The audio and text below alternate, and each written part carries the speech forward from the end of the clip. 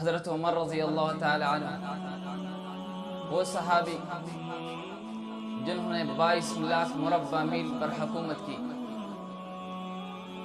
عرب کی زمین پر یہ وہ پہلا صحابی ہے جنہوں نے 22 لاکھ مربع میل پر دور خلافت کا. حضرت عمر رضی اللہ تعالی عنہ خود واقعہ بیان فرما رہے تھے کہ جب میں اسلام لا رہا تھا تو اسلام کا آغاز یہ تھا، پر ابو جہل نے یہ اعلان کیا کہ جو محمد کا سر میرے پاس لائے گا اس کو میں 100 اونٹ دوں گا. قریش نے اجلاس منعقد کی، ایک مشاورت کی کہ کس طریقے سے ہم محمد کو قتل کر دیں. حضرت عمر رضی اللہ تعالیٰ نے جب یہ بات سنی تو ابو جہل کے پاس گئے اور عمر نے فرمایا کہ آپ نے یہ بات سچ کہی ہے؟ ابو جہل نے کہا کہ ہاں بالکل میں نے یہ بات کہی ہے. کے پاس راستے میں ایک صحابی ملے، نعیم ابن مسعود، جو کہ ابھی تک صحابی نہیں تھے مکمل، اسلام کو ظاہر نہیں کیا تھا. فرمایا اے عمر، میں آپ کے اوپر غصے کے آثار دیکھ رہا ہوں، کیا ہو رہا ہے؟ یہ سونپی ہوئی تلوار کہاں جا رہے ہیں؟ عمر غصے میں اور فرما رہے کہ آج میں محمد کا کام تمام کر کے جا رہا ہوں. عمر کا غصہ دے کر وہ بار بار فرماتے ہیں کہ آپ کہاں جا رہے ہو عمر؟ لیکن عمر کہتے ہیں کہ میں آج محمد کا کام تمام کر کے جا رہا ہوں. فرمایا آپ محمد کے کام کی بات کر رہے ہو، آپ کے گھر کے اندر بہنوئی اور بہن مسلمان ہو چکی ہے. عمر غصے میں جا کر فوراً گھر پہ تشریف لے گئے. جا کر دروازہ کٹکھٹایا تو اندر خباب بن ارت رضی اللہ تعالیٰ عنہ یہ ان کے استاد قرآن پڑھا رہا تھا. حضرت خباب رضی اللہ تعالیٰ عنہ اور سعید بن زید جو کہ حضرت عمر کی بہنوئی تھی اور عمر کی بہن ام جمیل، یہ تینوں موجود تھے. خباب بن ارت رضی اللہ تعالیٰ عنہ کو فرمایا کہ آپ جا کر چپ جائے، یہ ہمارا معاملہ ہے. تو دروازہ کھولا، فوراً سعید بن زید کے پاس آئے اور اس کو مارا. سعید بن زید کو اس قدر مارا کہ وہ خون سے لہلہان ہو گیا. اس کی بہن آ کر اس کے صلح کرنے کے لیے آئی تو بہن کو ایک زوردار تمانچہ مارا، جس کی وجہ سے ان کے خون کے فوارے اٹھ کر حضرت عمر رضی اللہ تعالیٰ عنہ کی قمیص مبارک پر لگی. عمر نے اس کے خون کو دیکھا. ام جمیل خطاب کی بیٹی تھی. فرمائے اے عمر، آپ خطاب کے بیٹے ہو، میں بھی خطاب کی بیٹی ہو، آپ کا ہاتھ آزاد ہے، جو کرنا چاہتے ہو کرو. اور فرمایا کہ لاؤ جو کچھ پڑھ رہا تھا جا کر مجھے لاؤ، میں بھی پڑھ رہا ہوں.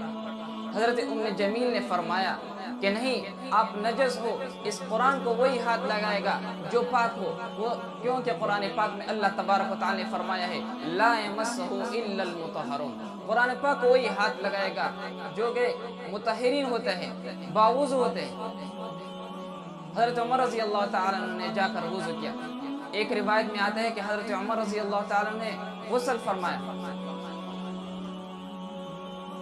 خباب بن ارت رضی اللہ تعالیٰ عنہ جا کر نکل گیا. حضرت عمر رضی اللہ تعالیٰ عنہ ان کے بہنوئی کی بات کو سنی تو حضرت خباب بن ارت رضی اللہ تعالیٰ نے فرمایا اے عمر، لگتا ہے کہ آپ کے بارے میں جو رسول اللہ صلی اللہ علیہ وسلم نے دعا فرمائی ہے وہ قبول ہو گئی. فرمایا کہ رات کو محمد رسول اللہ صلی اللہ علیہ وسلم نے دعا فرمائی ہے اللہم اعز الاسلام باحد العمرین، اللہم اید الاسلام باحد العمرین. یہ دونوں روایتیں آ چکی ہیں، صحیح بخاری اور صحیح مسلم میں بات ہے، یہ دونوں موجود ہیں. یہ روایت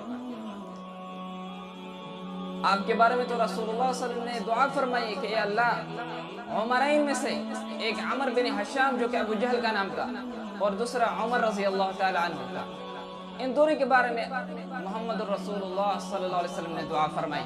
مگر ابو جہل کے بارے میں دعا قبول نہیں ہوئی کیونکہ جبرائیل امین تشریف لائے آسمان سے نبی کریم صلی اللہ علیہ وسلم کے پاس.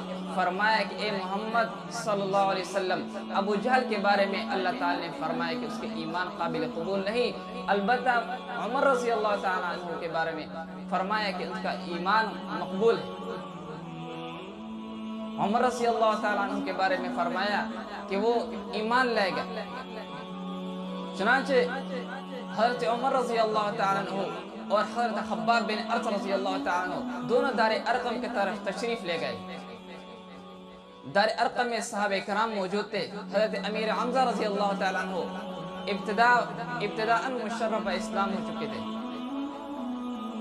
حضرت امیر حمزہ رضی اللہ تعالیٰ عنہ اور تمام صحابہ کرام اس دار ارقم میں موجود تھے۔ عمر نے دروازہ کھٹکھٹایا۔ حضرت امیر حمزہ رضی اللہ تعالیٰ عنہ نے فرمایا کہ اگر صحیح نیت سے آیا تو اس کو جانے دو، لیکن اگر اس کی نیت خراب ہو تو اسی تلوار سے اس کا کام تمام کر دیں گے۔ صحابہ کرام ڈر گئے، فرمایا یا رسول اللہ آپ نے ہمیں دفاعی جنگ سے منع کیا، اقدامی جنگ سے منع کیا۔ عمر تو تلوار لے کر آیا، سونپی ہوئی تلوار، ننگی ہوئی تلوار لایا، ہم اس کے سامنے کیسا آئیں گے؟ لیکن امیر حمزہ رضی اللہ تعالیٰ نے فرمایا کہ اس کو آنے دو، اور دروازہ کھولا تو سب سے پہلے آپ علیہ السلام نے عمر کو گریبان سے پکڑا اور فرمایا اے عمر، کیا وہ وقت نہیں آیا کہ آپ کو کلمہ نصیب ہو؟ عمر نے فرمایا کہ یا رسول اللہ مجھے کلمہ پڑھا دیجیے۔